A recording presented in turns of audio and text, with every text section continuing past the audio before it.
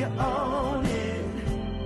Let every mile bring a smile, yeah. Welcome back to another episode of the Road to Life podcast with Meredith and Craig. This week we've got another doozy of an episode where we're going to give you another 5 reasons or 5 ways, I guess, to disconnect completely in your relationship. Yeah, the first episode we did, I don't know, a month or 2 ago. I think it was episode 77? 77. Like and it was really fun. We got a lot of good feedback on that episode, and we had a lot of fun making that episode. So we thought... Part 2. Part 2. But remember, this is satirical, and we're giving you 5 ways to completely disconnect from your relationship. So if you don't want to disconnect in your relationship, do the opposite of what we're going to say in this episode. Yes. Cool? Okay, let's just make sure that we're clear on that. So, that's the first way to completely disconnect from your partner in your relationship. the first way is... Super effective. The first way is to always keep score. Oh. You have to have a winner and there has to be a loser. You have to keep score. If you're not keeping score, you're not playing the game. That will work really well to disconnect. Right. Because scorekeeping, that's going to breed resentment, frustration. It's going to piss your partner off to no end. It's really important that you keep track of what you're doing in the relationship and what they're not doing. Like it's really running important. tally. It's really important to understand that here are all the ways I'm showing up and here are all the ways that you're really screwing up in this. Yeah. And we need to keep that score. Otherwise, how do you know? Well, it's like an Olympic sport. How You've got to keep score. How else do you disconnect? How do you know who's winning? Right, exactly.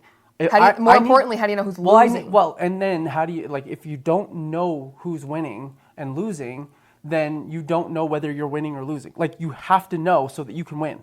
If you don't know that you're not winning in this moment, you've got to take it up a notch and get in the game and win. If you want to disconnect, you need to keep score. Keep a running tally and make sure that you know who's got what on their plate and make it known to everybody. You get bonus points if you let other people know the score in your relationship. Yeah. Like huge bonus points if you bring third parties in and let them know the score. Like, hey, Mom, guess what? I'm really kicking ass in this relationship right now. I'm winning. Like, this is all the stuff that I'm doing. Mare, basically nothing. Just doing nothing. So anyway, that's one way to completely disconnect.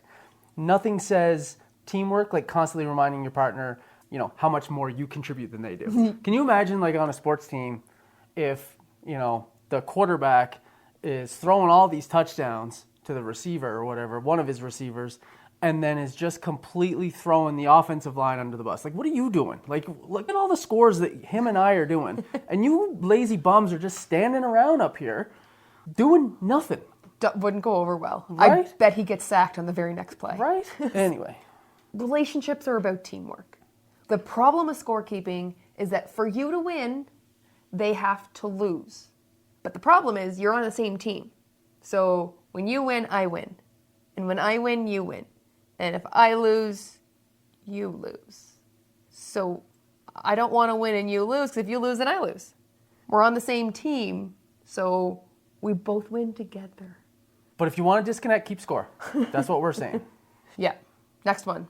Another way to completely disconnect in your relationship, if that's what you're after, if that's your goal, and I'm not sure If it is, let's talk about that. I'm not sure why it would be, but if it is, then just criticize absolutely everything they do. Make it your life's mission to point out every single flaw, mistake, misstep, misspoken word. Literally point out every single thing they do wrong. Every time. So, hey, I noticed you were putting the bowls in the dishwasher on the top like that. That was so stupid. You should consider doing it this way. Yeah, that's going to go over well. Side note, no one's ever going to load the dishwasher like you do, so just let it go.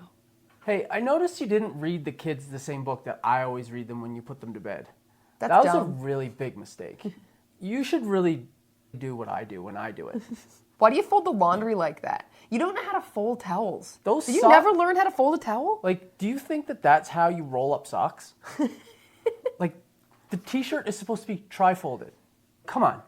This isn't your first day here.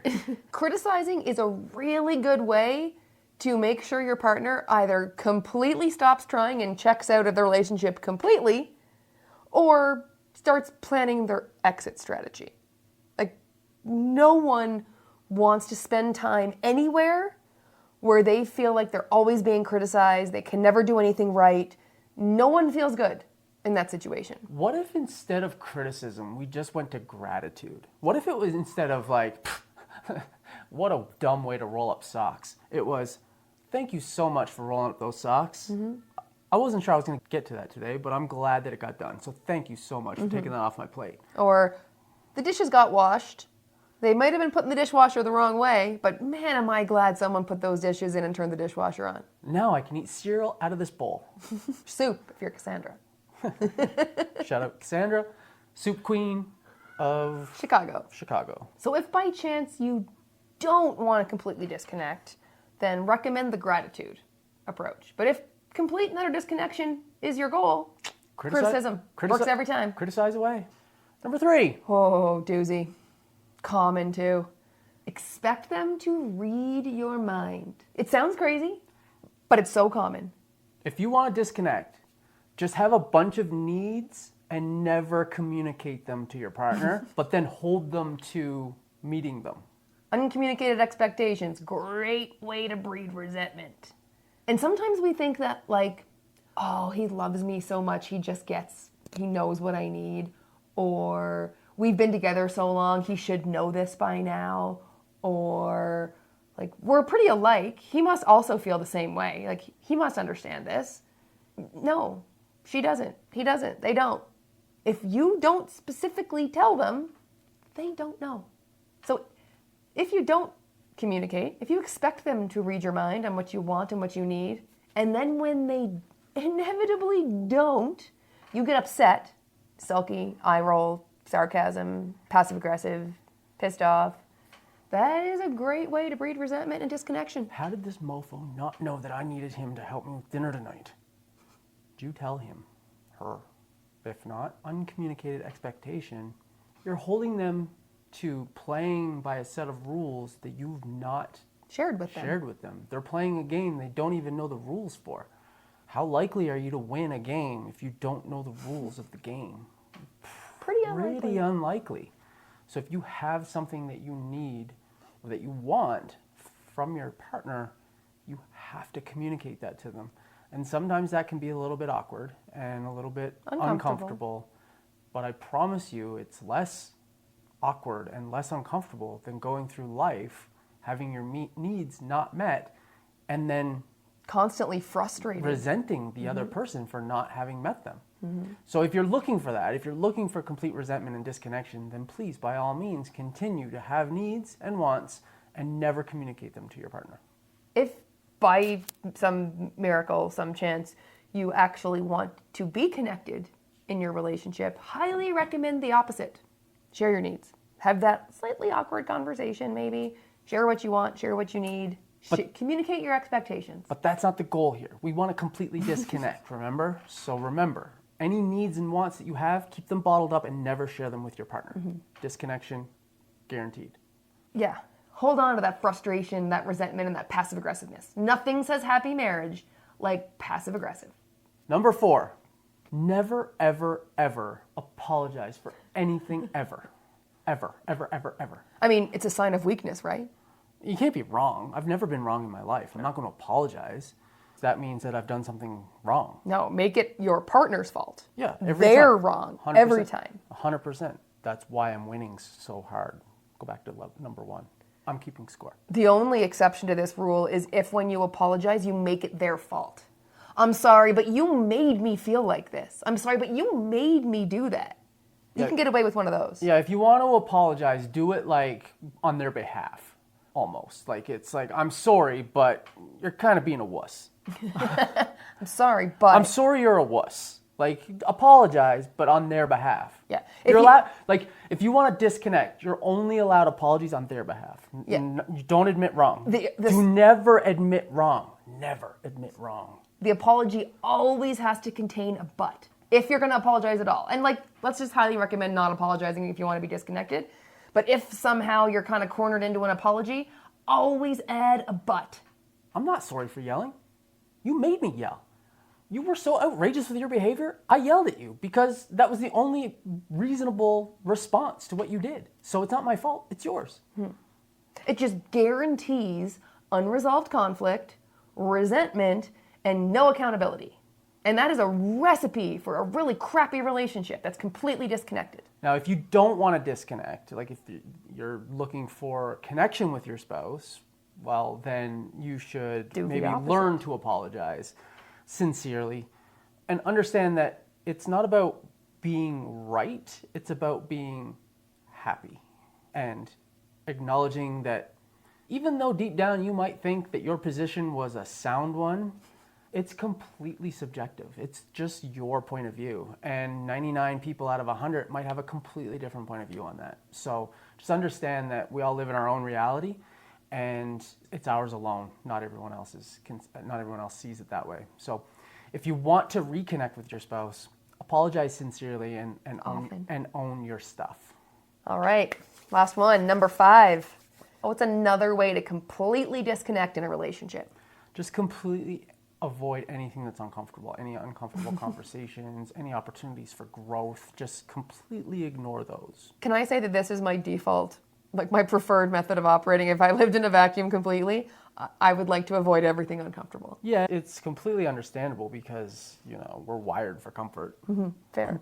But if you want to completely disconnect, follow through and never, ever approach any uncomfortable situation or conversation. If there's an issue in your relationship that needs to be talked about, like there's an issue kind of percolating beneath the surface, you bury that mofo under the rug. Avoid it. Never talk about it. The plague. Avoid it. Never talk about it. Bury it deep and never tell anyone where it's buried. Like all those bodies. Wait, what? We need to talk about the budget. No, sweep that under the rug. I'm not interested in that. I'm not interested in that. Budget? What if we went for a walk? Yeah, let's go for a walk. Avoid this subject altogether. It definitely won't be there waiting later. Oh, compounded like a snowball rolling downhill. No, it won't. Yeah. Like you can definitely just, whenever something uncomfortable comes up, there's a disagreement in your relationship, someone said something that kind of hurt you and you don't want to address it or put up a boundary or whatever, just move that to the side, bury it deep underground, bury it deep inside you. Never to be seen again. And never ever deal with it. It will never come up again. Mm-mm. Like that's all you need to do is just bury that thing. Mm-hmm. Avoiding any kind of difficult or uncomfortable conversation ensures that nothing ever gets resolved. Ever. So you're going to fight about the same things over and over and over. But I mean, why wouldn't over again? But I mean, there's comfort and familiarity. Why wouldn't we let's just live there? Love that undercurrent of tension and passive aggressiveness. Let's just live there. Yeah. Let's just live there. So it's better than dealing with the issue. Nobody wants to deal with their issues. Like issues, it's such an ick thing. I don't want to deal with it. And then because nobody wants to deal with their issues because nobody then wants to actually be on the other side of it and not have to deal with their issues. Imagine if you, let's say, in that sounds boring. Magical world. It kind of sounds boring. You did want to actually get past your issues and feel close and connected again. But then what would we do? What then would we you talk would about? Actually talk about your dreams and your life and how much you're enjoying each other and the fun that you're having. Nobody's interested in that. Everyone's interested in that. Airy-fairy stuff. Get out of here with that. If you want to be connected and you want to have a strong, thriving relationship that's happy, talk about the uncomfortable shit. If that's your goal. If you want to have a happy, connected relationship. If you want to be unhappy, passive-aggressive, and disconnected, I mean, if you're into happiness, if you're into dreams, if you're being on the same page, fine, I guess. Then maybe don't, avoid the uncomfortable stuff. But, I mean, come on. Who's into that? So, obviously, highly sarcastic episode. Highly satirical. Highly. Do the opposite of the things we said in this. Do the exact opposite of everything we said in this episode. But, before you do that, ask yourself a question. It was all kind of funny and jokey and whatever. It was fun. But, like I said, avoiding the uncomfortable stuff, if I could do it my way, I would avoid the uncomfortable stuff forever. But I don't want to live in a land of passive-aggressive tension and unresolved conflict for the rest of my life. We would rather live in the land of sarcasm. We would rather live in the land of connection and conversation and gratitude and enjoying each other and having fun and living our dreams. That's what we would rather do. Right. So then I have to deal with the uncomfortable conversations. So that's just it. That just is what it is. So any of these 5 ring a little uncomfortable for you? Maybe you kind of expect them to read your mind just a little bit sometimes. That's a super duper common one. Maybe you find yourself keeping score. Get super honest with yourself. Which one of these do you find yourself falling prey to the most? And then what are you going to do about it? We've given you at least one opposite for each one. So decide which one you're going to tackle and find an action that you're going to do starting today. Make a change. Thanks for joining us on this fun episode of the Royal Life Podcast, where we are teaching you how to disconnect from your spouse. Share it with a friend, share it with your spouse, share it with someone who's looking for connection. Love you. Bye. Bye. Before we wrap up, we just want to remind you about something really special we've created, the Infinite Relationship Mastermind. It's like a VIP backstage pass for anyone looking to level up any and all of the relationships in their life. And we're not just talking about the relationship with your spouse, though it does include that one. We're also talking about the relationships with yourself, your friends, your business partners, your family, all the important people in your life. This mastermind is for anyone ready to take all of their relationships to a whole new level. Whether you're thriving and you want to thrive even more, or you're feeling a little stuck and need some extra love and support. We host exclusive live courses. We create a safe, no judgment space where members can just open up and honestly just have a ton of fun connecting with other amazing people who are building stronger relationships. And to be honest, the transformations we've seen are incredible, and it's exactly why we do what we do. It fills our heart like nothing else. Now, we are super protective of this community because it is all about trust, love, and support. So it's not for everybody. But if this does sound like it might tickle your fancy, then check out the link in the show notes and reach out to us if you have any questions. We'd love to chat and see if it's a fit for you. And as always, thank you so much for being a part of our journey on the road of life. And remember, you've got this, and we're here to help you every step of the way. So we'll see you next week. Bye for now. Road of life, yes, you're on.